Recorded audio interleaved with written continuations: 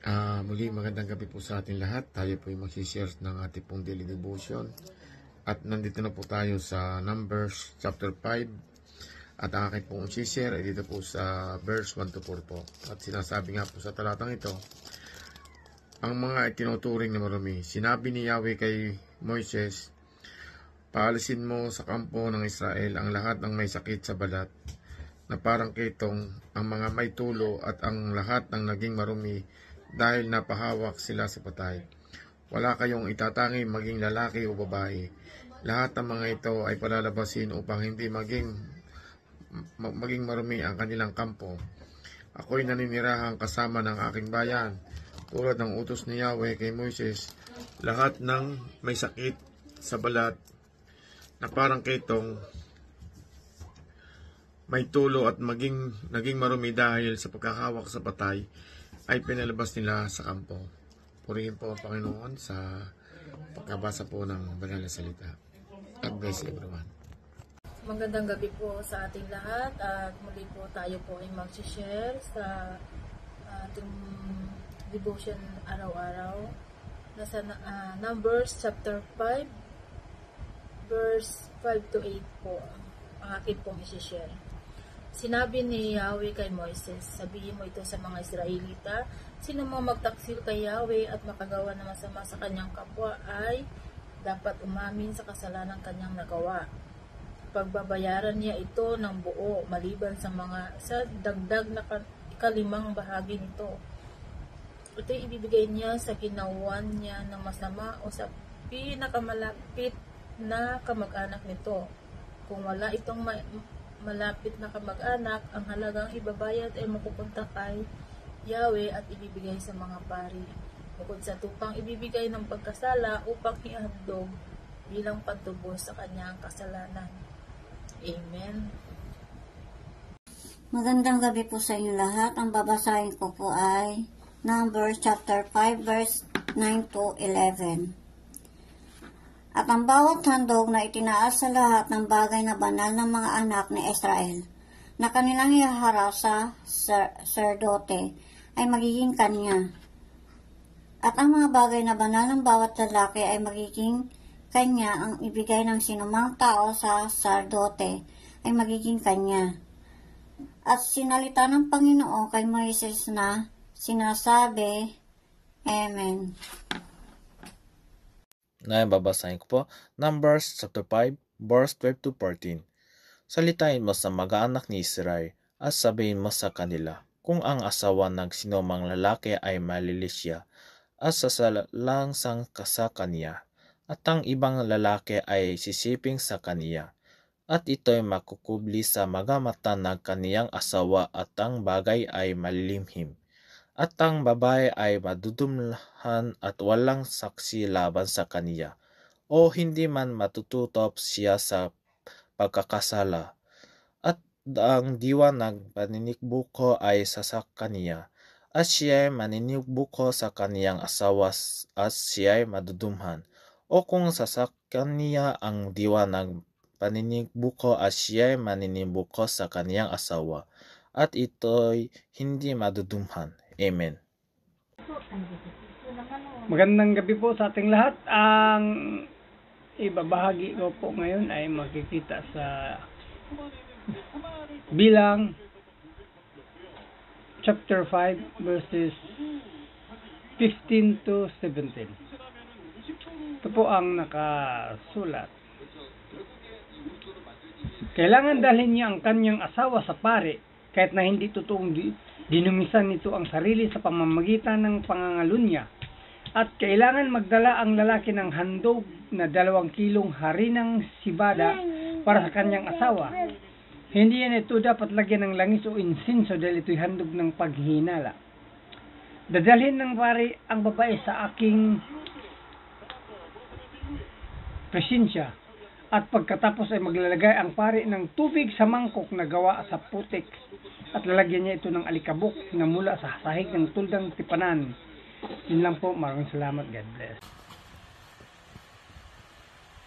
Magandang gabi po. Ang babasahin ko po ngayon ay Numbers chapter 5, verses 18 to 20.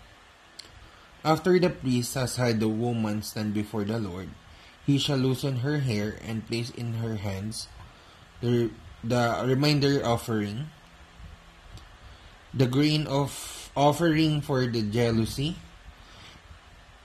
while he himself holds the bitter water that brings a curse. Then the priest shall put the woman under oath and say to her, "If no other man has left with you, and you have not gone astray and become impure while married to your husband,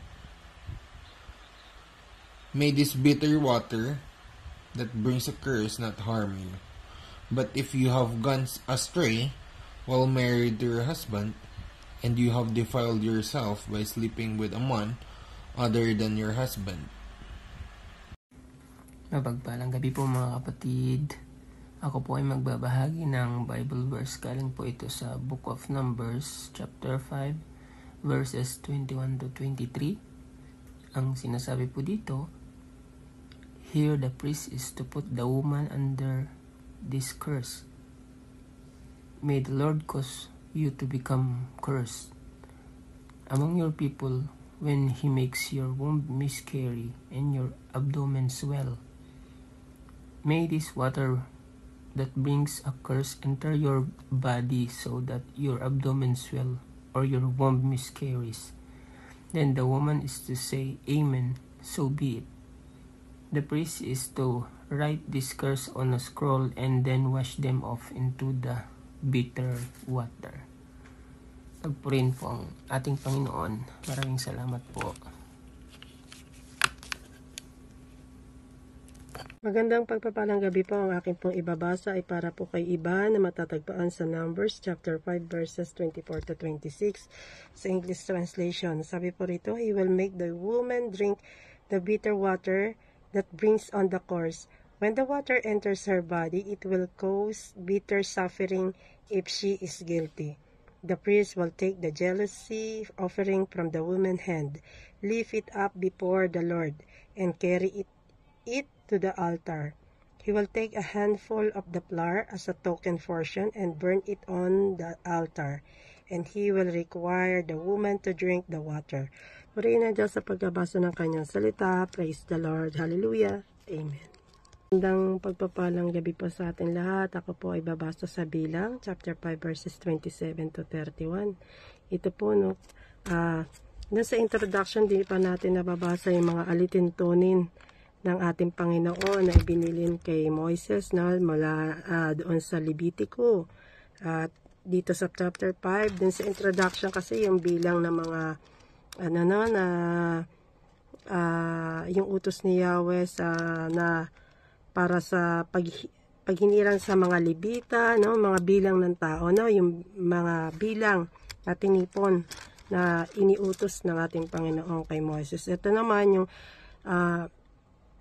alituntunin ito muli sa paglilinis, patungkol sa paglilinis sa mga masasama na binili ng ating Panginoon kay Moises, binilin kung paano lilinisin yung mga nagkasala. Ito po yung patungkol naman ito sa itong chapter 5 ay patungkol sa mga itinuturing na marumi, katulad ng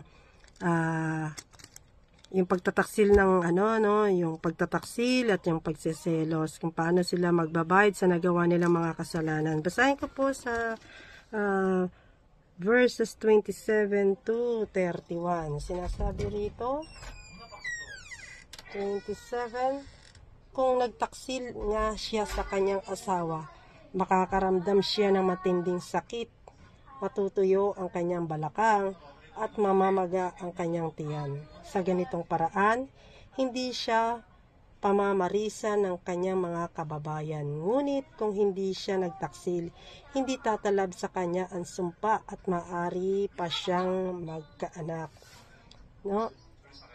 Ito ang tuntunin tungkol sa babaeng nagtaksil sa asawa, o kaya kung naghihinala ang lalaki sa katapatan ng kanyang asawa. Ang babae ihaharap sa altar at isasagawa naman ng pari ang lahat ng dapat gawin ayon sa kautusan. Ang asawang lalaki ay hindi madadamay sa kasalanan ng babae, kundi ang babae lamang kung talagang nagkasala ang magdurusa sa ginawa niyang masama. Purihin ang Diyos sa pagkabasa ng kanyang mga salita. Ganun po talaga na kung halimbawa na ikaw ay nagkasala, ikaw yung parurusahan, di po ba? Kasi noong paman pala, no, meron ng ganito mga nangyayari na pagtataksil sa pag-asawa, di po ba, na hindi dito na kasama po iyon sa 10 utos ng Diyos na huwag kang mangangalunya, no? Hindi ka pwedeng sumiping sa hindi mo asawa, di po ba? Kaya ito yung mga ang kumbaga may sumpa pala rito na isinulat ang pari sa isang nahuhusgahan ito sa mapait na tubig. Ganun pala na ipapainom sa babae ang pinaghugasan, ito ay magdudulot ng matinding sakit sa babae. Ganun ang hirap pala, no, pag nagtaksil. Kung nagtaksil noon ang mga babae, ito'y parurusahan sa pamagitan ng ng isang husga nito sa mapait na tubig, no? Tapos ito'y tatalab, nakakaramdam siya ng sakit ng balakang, tiyan, pero yung asawa hindi madadamay dahil siya lang ang nagkasala. Kaya nakakatakot yung mga parusa noon na talagang direktang ginagawa ito para nga naman malinis sila, no, mabago sila doon sa kanilang mga maling ginagawa, no, hindi sila pamarisa ng iba.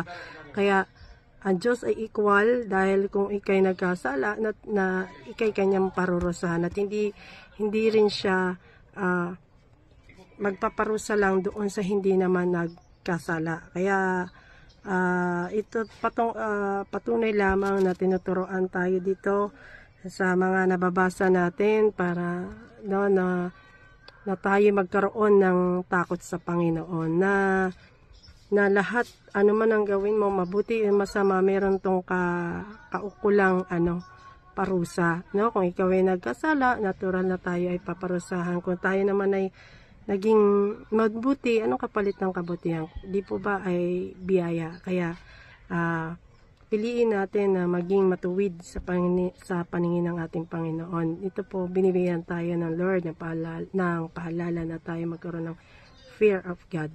Maraming salamat and God bless you all.